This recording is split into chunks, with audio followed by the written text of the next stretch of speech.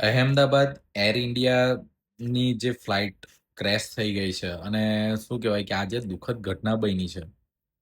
આના માટે કોઈ વર્ડ નથી. પણ તમે એક વસ્તુ આની અંદર જુઓ કે લાઈફ છે ને બહુ જ અનપ્રિડિક્ટેબલ છે.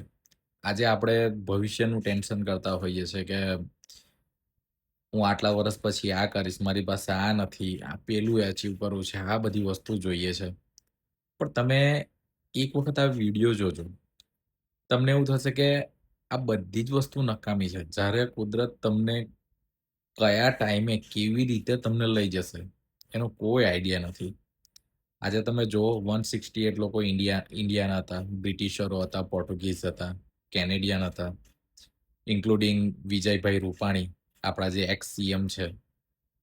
કોણે વિચાર્યું હતું કે આ એક દિવસ એક જ પ્લેનમાં બેઠા હશે અને એ પ્લેન આવી રીતે ક્રેશ થશે અને આટલું દુઃખદ અવસાન થશે.